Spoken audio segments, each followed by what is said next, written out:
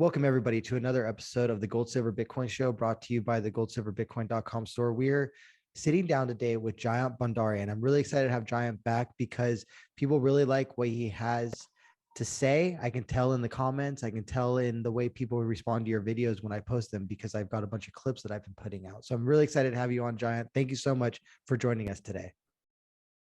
Thanks very much for having me, Justin. And of course, you can find Jayant's work at GiantBhandari.com.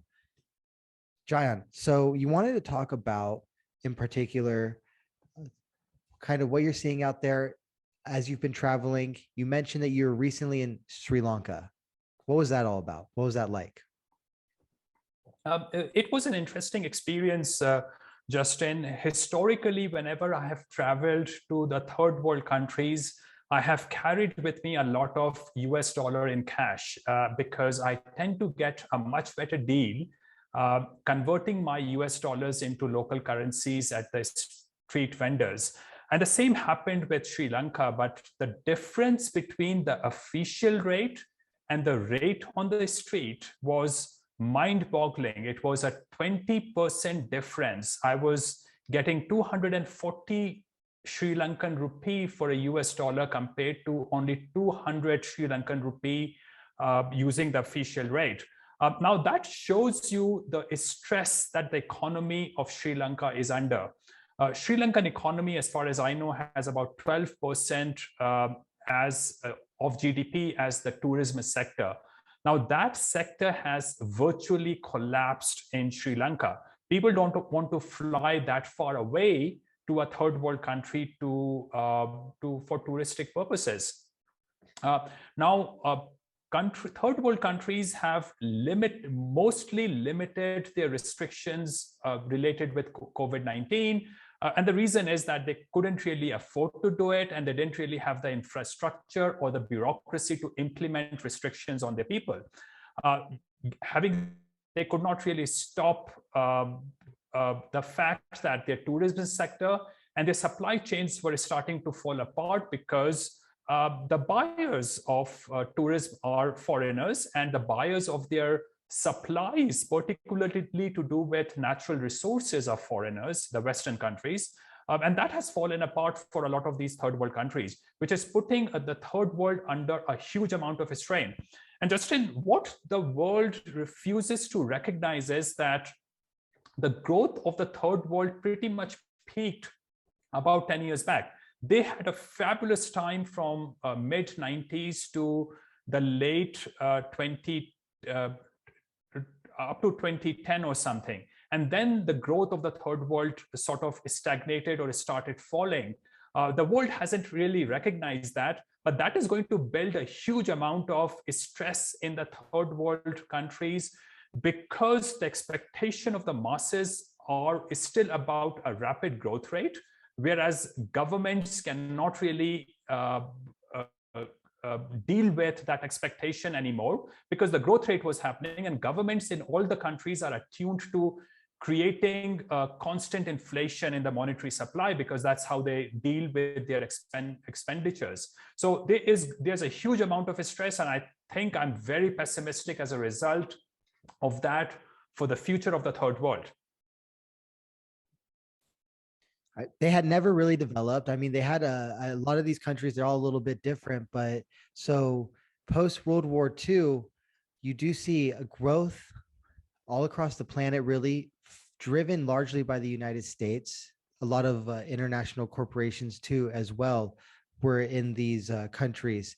And then I think once we took the US off the gold standard for various reasons, and we entered into a new monetary system, eventually we got easy monetary policies, so very low interest rates and a lot of printing, which I think continued the growth to a certain point. But so one camp says this won't slow down, and one camp says this is slowing down in real time, and you're seeing it slow down in your travels, do you think? Justin, I couldn't agree more with you. The growth of the world for the last 1 century certainly has been driven by the first world, particularly the US over the last 60, 70 years. And we fail to appreciate and respect how much the US has driven the growth of the world over these 70, 80 years. And you are 100% correct that the third world hasn't fundamentally changed. In fact, I would go to another extreme and say that the third world actually has become worse over the last 70, 80 years, because decolonization also resulted in decivilization of the third world. The first world got removed from the third world. And also because the economic growth, mostly because of technological and American-led changes happened in the third world, they weren't really improvement in the economies of the third world because of a fundamental change in the third world. Because their economic growth happened while their culture hasn't changed, actually decadence has creeped into the third world. So the third world culturally is worse today than it was in early 90s when the economic growth of the third world picked up. Now, mostly people like to think that economic growth, improvement in democracy, and improvement in educational standards would lead to a better culture. Wherever I see in the third world, there is actually a negative correlation, which is that improvement in economy has worsened the culture, made people hedonistic, materialistic and decadent. And the awareness of people has actually fallen because, people, we all have cell phones, but if most people watch pornography on cell phones, it isn't going to improve their social or political awareness. And that's what's actually happening. We are fooling ourselves into thinking that technology, education, and so-called democracy is going to lead to an improvement in the world. Our use, though, of these technologies, at least in my experience, I think is in part correlated with with our experience in the public education system. So in the United States, in California, for instance, you're taught that you need to respect the teachers union, and whatever the teachers want must be for the public good. However, when I look back at my public school education, I find that a very small percentage of the teachers are actually people who stood out to me as really elevating my consciousness. There's like one in particular in by the end of high school, so till the end of high school, so that's like 15 years or 14 years of education, who really like raised my consciousness and knew the subject and was able to convey it in a way that wasn't merely teaching to a test. Now, he did his best to teach to the standardized test. At that point, No Child Left Behind Act was coming in the United States, and there was pressure on these teachers clearly to teach to that test so that the students did okay during that test. This gentleman was able to do that in a way where he went beyond the test while crossing those topics on a checklist. Most of the other ones I don't really remember much of in terms of the lessons learned that could be applied to life or to even the subject that we were learning in that class. And that's a big problem. And I think that's where our use of technology today stems. So we read the news and we think that this is objective information written by people who are but believe in the truth or beholden to the truth or to logic or reason, etc. When in many cases it's written by like interns who are trying to get 25 articles out in a single day. And we consume the news without much consumption of material that goes beyond the news, even like a 10-year timeline, 20-year timeline, 30-year timeline, 100-year timeline, 1,000-year timeline. It's non-existent today. And so in the US, and I think it's probably true of the other cultures, you're always just living in the now, maybe even more extreme than the now. And there's no perspective beyond that. It's whatever is a topic. There's like pre-programmed responses that people can like spout off or follow. There's camps. There's essentially two lines of reasoning being debated about at any given time on mainstream. And there's probably that's just a false dichotomy. It plays out as being a false dichotomy. In the third worlds, or in like Mexico, my experiences in Mexico, namely, well, you can have a good time there, that's for sure.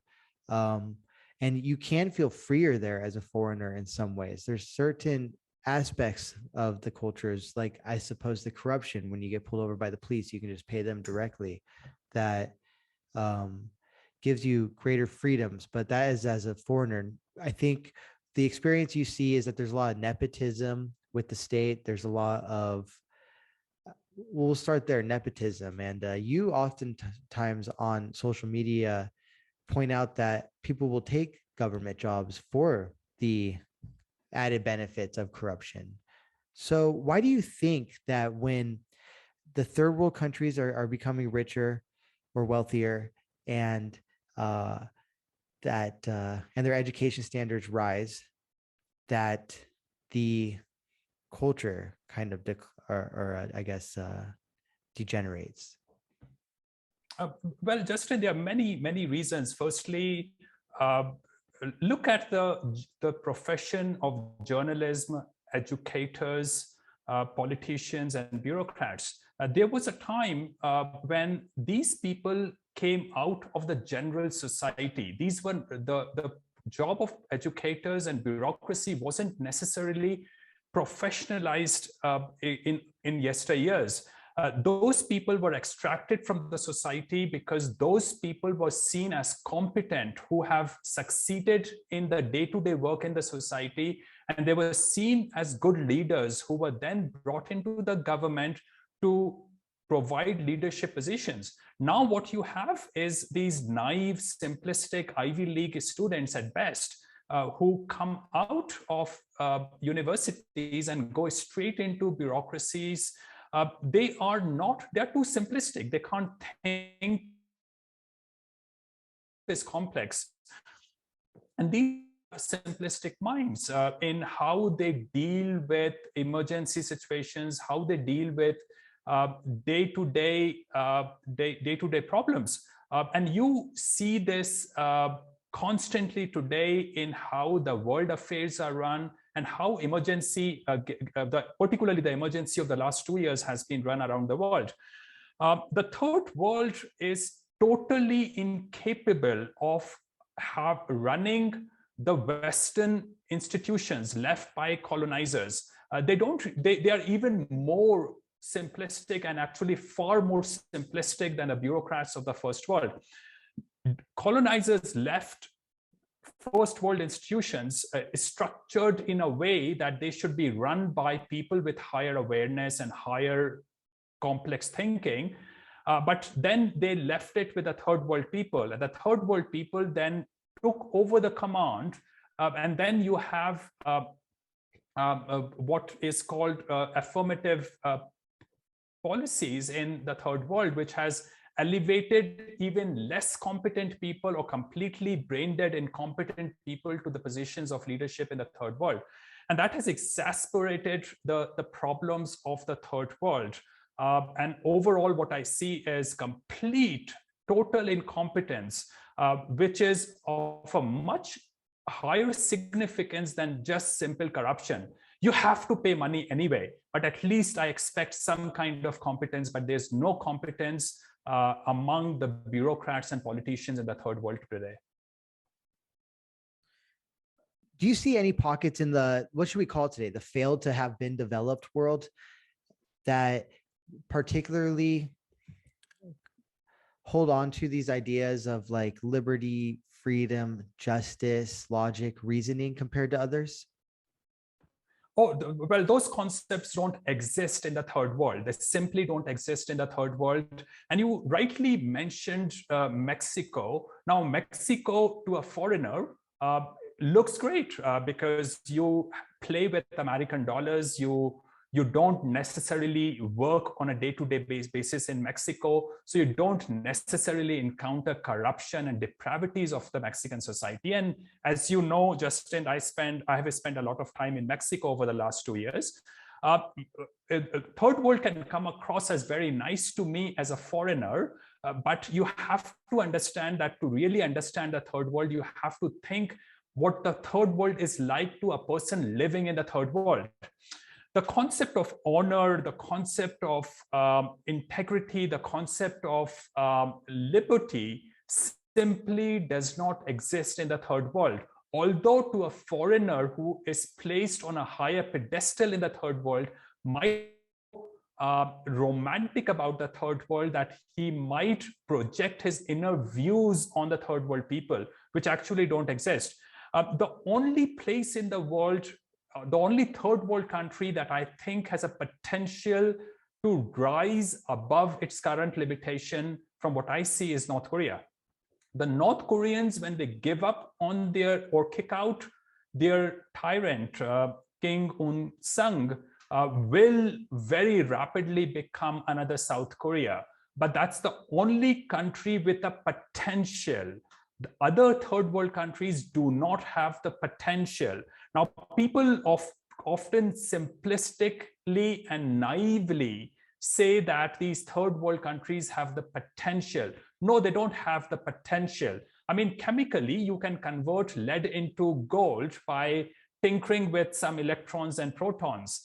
But it is a potential which cannot be realized, and a potential that cannot be realized should not be called potential. Third world countries do not have the potential. The only way they could have improved to a higher level was as long as the first world people were running those countries. With those gone, the third world countries have continued to deteriorate over the last 70, 80 years, except economically, as you rightly mentioned, because of American-led growth and technologically led growth, but both of which have now peaked, and the benefits that the US and technology now imparts to the third world is not enough to sustain their growth anymore. And I think a lot of people that I would discuss with, were we allowed to go outside and have discussions in bars, for instance, would say, oh, you're just like pro-US nationalistic patriot. But before the United States, it was Britain. And before Britain, Spain had its go as a world empire. Holland had its time as well for I think, particularly short time, and on and on. So I think objective facts, it's so interesting how humans can inject so much emotion into them. Now, a lot of Bitcoiners right now. Well, I might add, Justin, that although you can be too American at the moment, but and as you quite rightly said, there were times when the British and the Dutch and Spain were at the leadership positions in the world. But invariably, if you list all the countries that have been in leadership positions, they have always been what are known as West European countries, or countries that are now run by West European people, or maybe by East Asians, which is Japanese and Chinese. Other countries have not provided that kind of leadership to the world. In Africa, in South Asia, or in Latin America. And the United States was founded on certain ideas which were not necessarily American, but had a long history in Western classical philosophical thinking, in political science, and can maybe even be pinpointed back over the last 1,000 years approximately to the Magna Carta. So there's a long tradition there that essentially informed the formation of the United States, which I think is something that's lost in today's dialogue all too often. Now, I wanted to speak a little bit more about the developing nations. For instance, El Salvador. A lot of Bitcoiners are moving to El Salvador because about, I guess, 7 or 8 months ago, the president, Bukele, announced that they would be implementing a law in which businesses had to accept Bitcoin, and Bitcoin was declared legal tender. So it noted in the document as well that part of the reason why El Salvador was doing this, El Salvador, by the way, uses the US dollar. It switched to the US dollar when there was a peso crisis there, I believe, around 2000. Now, it said because central banks are printing money and the inflation that is forthcoming, we're going to adopt Bitcoin. And they asked the IMF for help, and the IMF declined to help them implement this.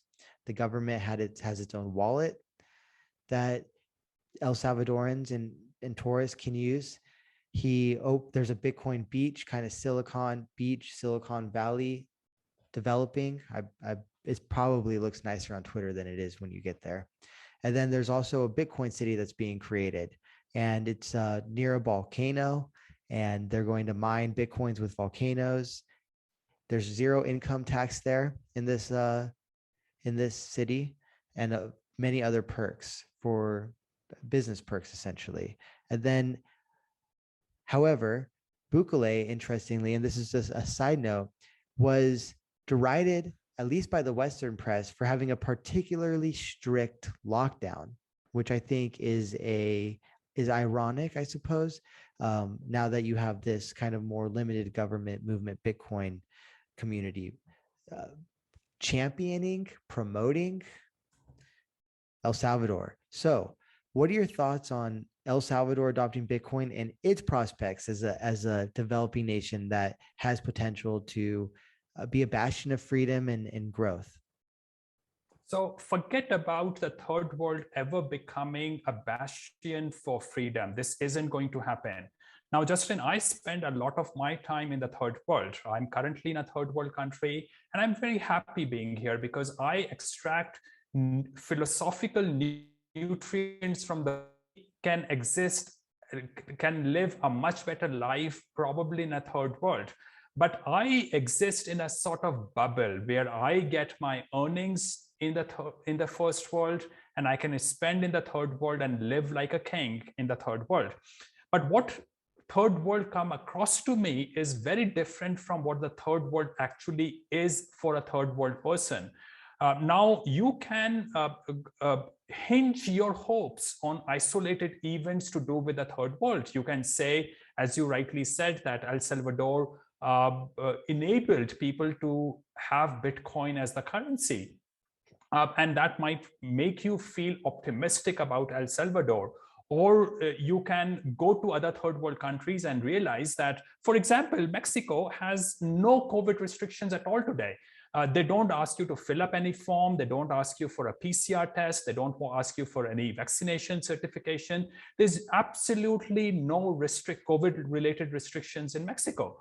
To some people, that might come across as something great to do with Mexico. But you have to be careful not to judge a third world country using isolated events. So yes, I can design a liberty-oriented environment for myself in the third world, but that does not change the fundamentals of the third world, which is that it is continue to get degraded and depraved as time goes by, because the Western countries are no longer able to provide leadership to the third world. And remember, the Western countries are no longer able to provide leadership to themselves these days. Look at Justin Trudeau, Biden, Kamala Harris, and you start to realize how degraded leadership in the first world has become. But Justin's got those looks. I remember in California, a neighbor of mine had a "My governor is hotter than yours" bumper sticker. I thought that was particularly important attribute of a leader, apparently in California, at least. Mexico, AMLO. AMLO has, at least from the outside looking in, steered Mexico in a reasonable direction under COVID. And that's very significant to me. I think that has been a notable, that has been a kind of some light in the darkness in some ways. Now,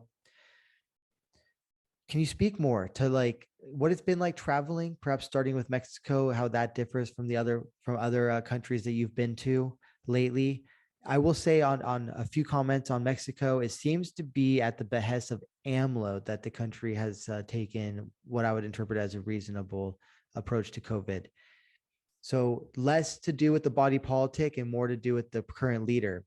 AMLO apparently also went after numerous scientists as well and tried to arrest them for corruption. The mainstream media there yelled that this was him trying to stamp out I guess like scientists from speaking out, or scientists who didn't toe his party line. However, it also seemed there was a chance there that he was actually rooting out real corruption within the scientific ranks there. that one's tough. I can't really figure out what happened there, but it is a notable story throughout I think the COVID history on a worldwide basis. He also said that amid the pandemic, one of the most important things is to preserve liberty, the people's liberty, he noted. And he's one of the few leaders that you also see without a mask on, I think, in public. Can you speak to traveling in the third world generally, in Mexico, if you have any insights there?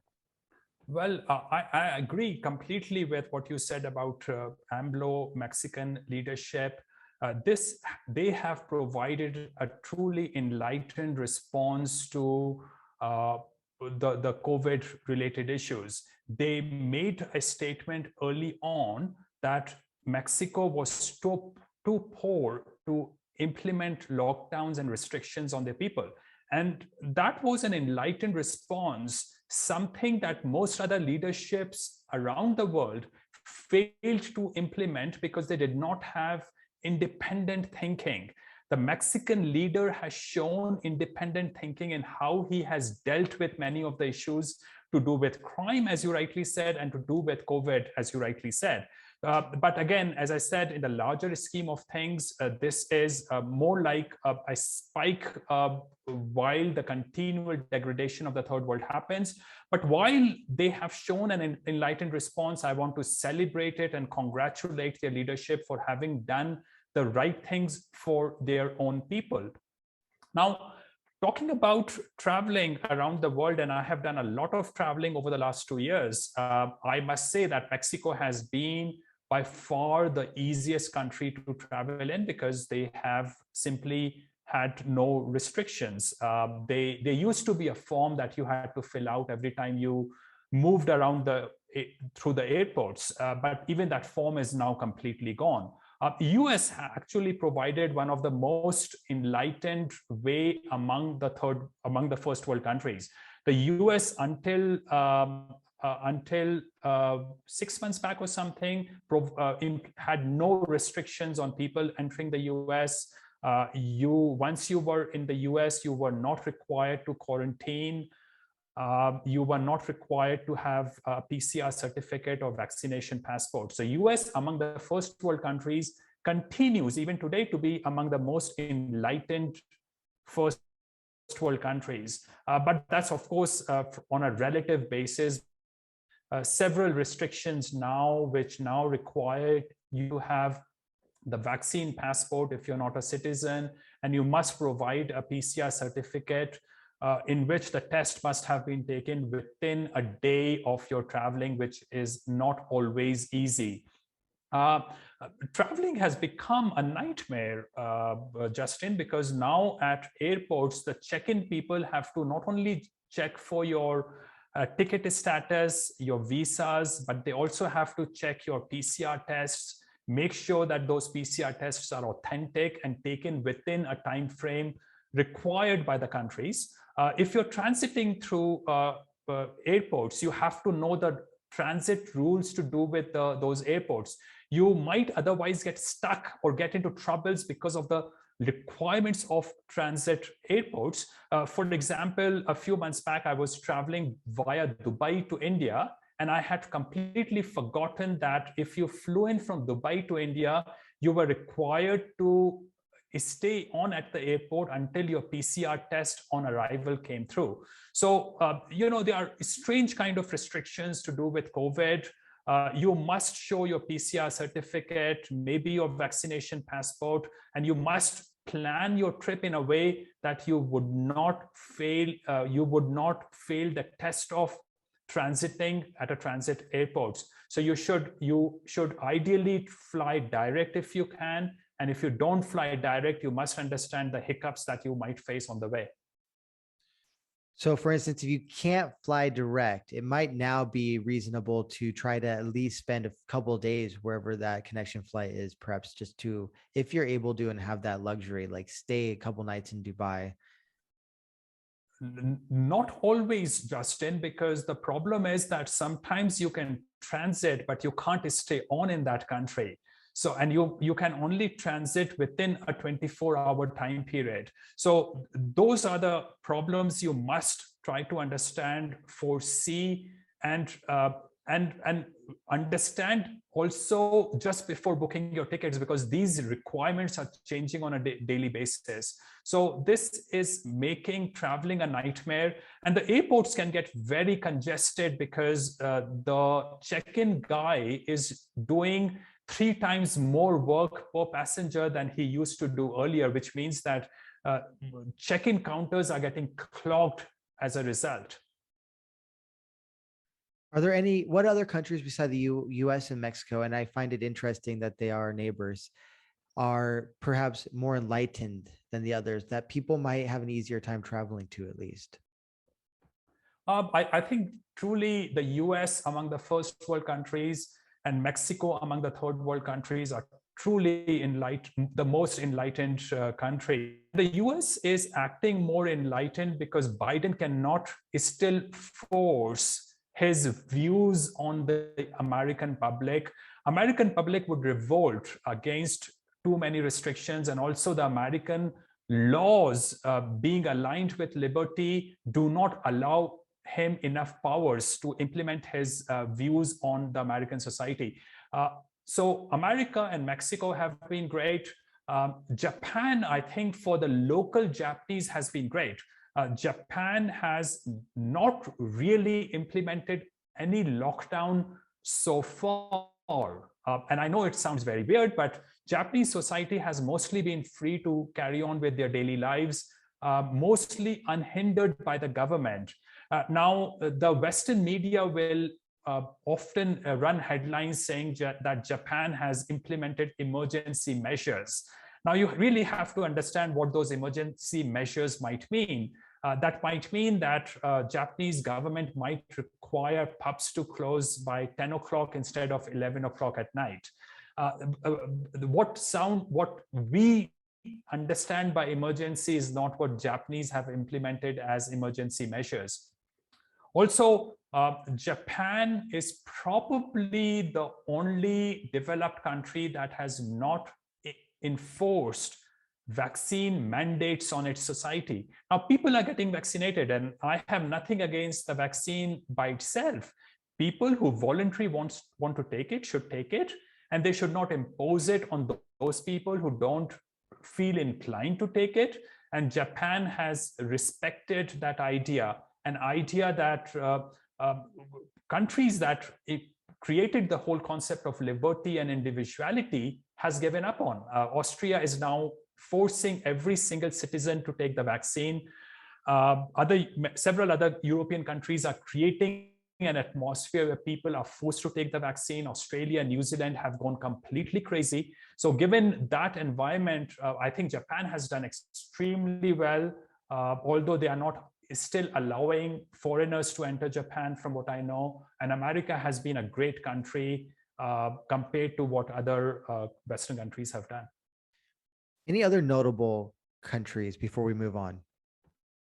Oh, Mexico again is the only notable country, and Dubai has also done a good job. You can now actually go into Dubai without having to worry about vaccine passports. You of course need a vaccine PCR test done, and PCR test has become so common now that except for Mexico, I cannot think of any other country that allows you to enter that country without the PCR test. So again, we must respect the leadership that Mexican government has shown in being independent, independently having their own views on how to deal with the what is called the pandemic.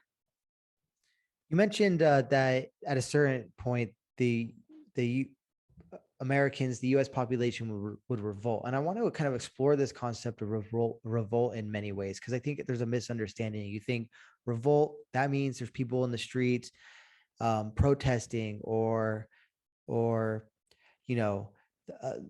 getting tar and feathers. But I think that it's a far more nuanced idea, and it's played out in a far more nuanced way over the centuries. So for instance, there's civil disobedience. People understand that concept as well. And I think that certainly is a subsidiary or a related concept of revolt. And there's myriads of ways in which we see people disobeying civilly, and whether that be not shutting down their businesses or not staying at home and going out Instead, those are tangible ways. I was in a restaurant, packed restaurant here in Idaho recently, and I was speaking with somebody, and they said, "Oh, the Americans will never do anything about any of this." And this was probably right around the time when we were told that basically not stay at home, don't go out, and as we've been told many times. And I took a look around the restaurant. Nobody was wearing masks to come in or leave. It was packed, the restaurant. And I said, like, that's what this is. This is literally just a type of civil disobedience. We're being told by the authorities that we have to wear masks when we enter and when we leave, and nobody here is. The restaurant is packed. There's no kind of additional measures being taken to perhaps theoretically stymie a virus or disease. That's all examples of a type of revolting. Do you agree? And can you add any further comments on this concept of revolt? What is revolting? Justin, revolutions and public protests are, in my view, mostly cowardly way to fight back. The real liberty-oriented way to fight back is this silent public disobedience, where you stand out as a protester and you don't interfere in the affairs of other people. When you do public protests, you create a chaos in public space, which creates problems for other people. I'm not at all fond of public protests. I know a lot of liberty-oriented people think that we should have the right to publicly protest, and you should have that right. But how do you ensure that you don't create problems for other people who are using the public space? Similarly, with revolutions, there's hardly been a revolution. And in fact, I can think of no revolution in the world except perhaps for what is given a misnomer as American Revolution to have changed the path of a society. Every revolution historically has led to worsening of the situation rather than improvement of the situation, because more of degraded views come into existence after after virtually every revolution, including what happened after the French Revolution, which some people still think led to jump-starting liberty in some parts of the world. No, French Revolution had nothing, no consequences that led to increase in liberty. It was a horrendous consequences that French faced after the revolution. I prefer the American way to so-called revolt, rebel against tyrannical policies, which is individually take a stand and silently protest, which is by going to a restaurant, running a restaurant and taking individual risks with those things and not creating havoc in public space or not creating problems for other people. I go with the American way of protesting. I think I hesitate to even call the American Revolution a revolution because it does differ from so many other revolutions historically. I think maybe it might be more accurate just to categorize it as a rebellion, the American Rebellion, because we look back at the French Revolution, and again, the Jacobins were not really progressing very enlightened ideas. And then even the Glorious Revolution in Britain, which is like kind of I guess checkmarked and maybe cited by people as like the rise of democracy, I don't think gave rise to a democracy. It seemed like a ruse where it was like the kings and queens were like, we're going to step down. Like, we're going to let you have choice over your affairs. Like, this is a glorious revolution. And then they were like kind of just relegated to the shadows almost. So I think it's important that there's something different about the American Revolution in which I would hesitate to even call it a revolution. Revolutions are oftentimes like essentially at the benefit of only solely an elite. And it's the United States has the American Rebellion, if you will, certainly is unique in that respect. So I want to speak lastly about, you mentioned last time we spoke, you mentioned, actually, you know what, before I move on, any other comments about sort of any of the topics that we've talked about to this point? So whether it be traveling or the third world, or even kind of civil disobedience. Well, you just talked about increase in democratic values in the UK. And the interesting thing is that when you talk increase in democratic values, politically driven democratic values is always a result of decadence and degradation of philosophical values. It is a democracy is a removal of meritocracy from the political system. And any increase in democratic values must lead to fall in liberty in the general population. Now, that's not how we see the word democracy as, but as a country progresses towards increased democracy, it gets degraded in terms of liberty. And that's something that we must come to recognize at some point of time. And Americans actually quite recognize that, because they don't, a lot of Americans still don't believe in majoritarian views. They want to stick with the view that they hold on to. And that's what I have seen in many parts of Midwest in the US.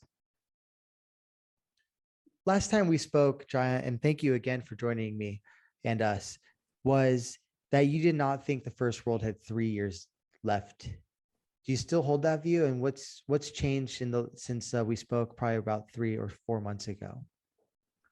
Nothing much, Justin. And unfortunately, the Western world, and usually I include East Asia, Japan, Korea, and Singapore, Hong Kong within my idea of the Western world, because these East Asian countries plus Singapore and Hong Kong have adopted Western values. But apart from East Asia, the Western world, which is the West European countries, Australia, New Zealand, Canada, and America, have given up on their philosophical moorings. They are adrift now. They are becoming increasingly wealthy. They are very comfortable in their technological advancements and the comforts that they have created around them. But without the philosophical moorings, without those anchors, calculations don't happen, and accumulation of intellectual and financial capital does not happen. So these European-run Western countries have gone adrift. And unfortunately, I must say that they are going to continue to degrade culturally and socially and politically over the next few years. And I think the best country among the Western countries, which is the US, will degrade the fastest, because given the democratic political system, the masses will decide on rapidly worsening political system in the US, because the masses in the US are actually probably among the worst masses among the Western countries. And that is a result of heterogeneity of the US. The US is the most heterogeneous, ethnically heterogeneous country among the Western society. That leaves me with East Asian countries as the best part of the world going forward.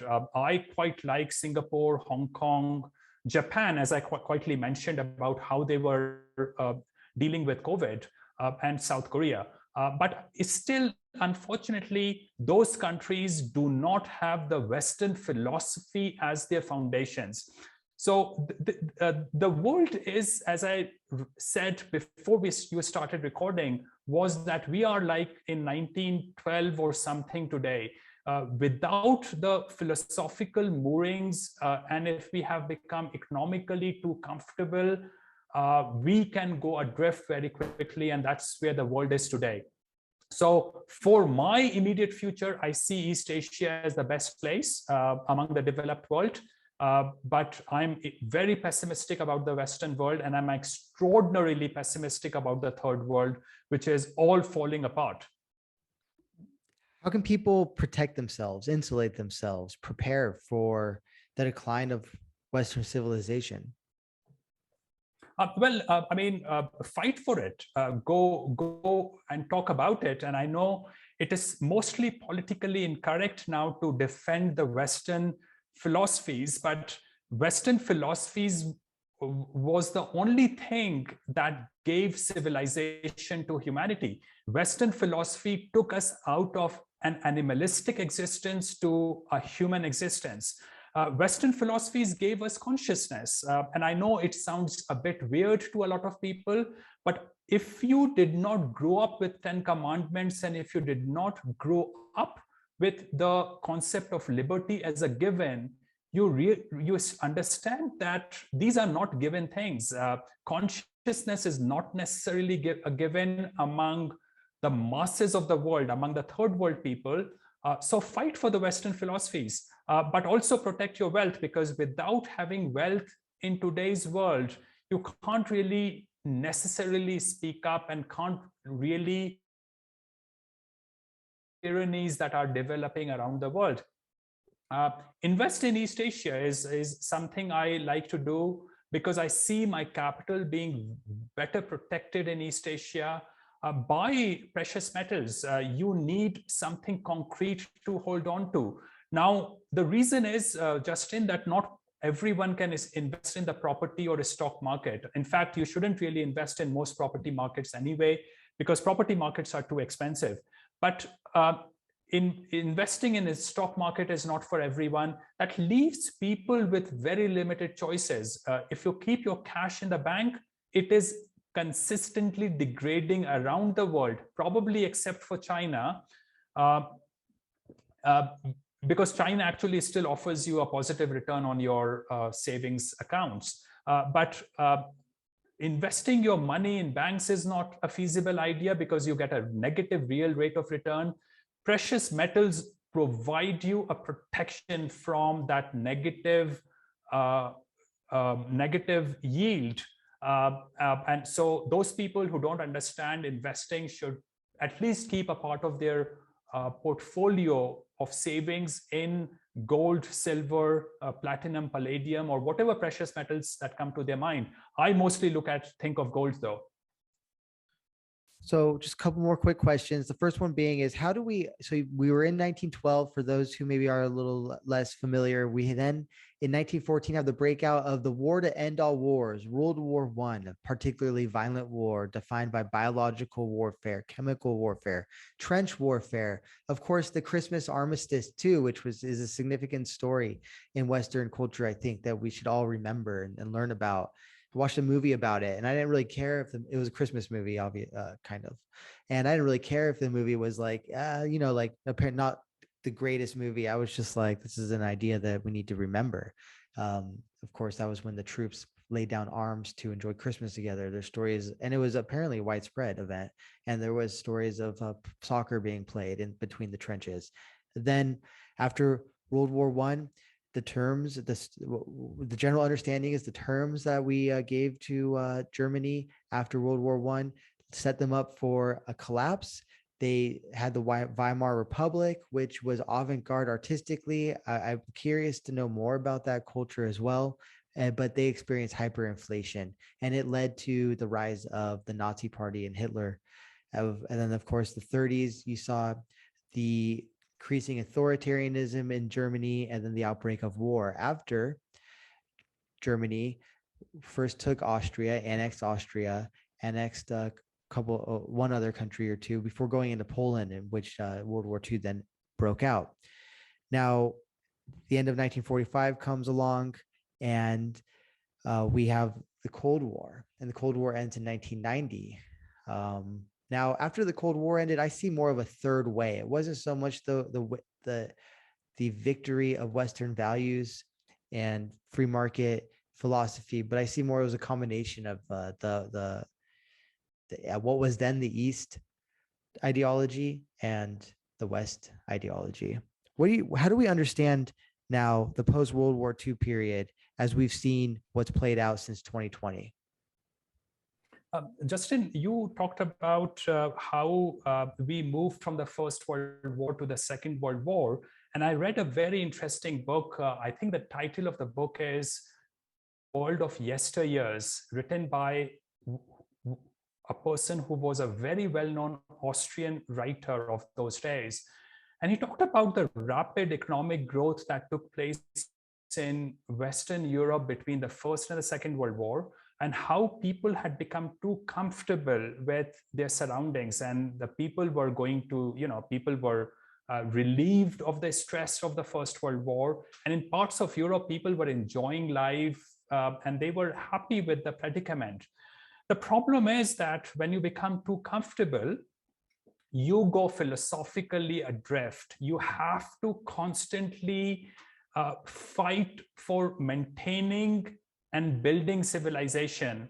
What I see today, Justin, is that we have in the Western world, we have become very comfortable. I have become very comfortable. A lot of my friends have become very comfortable. We don't want to fight for what is right.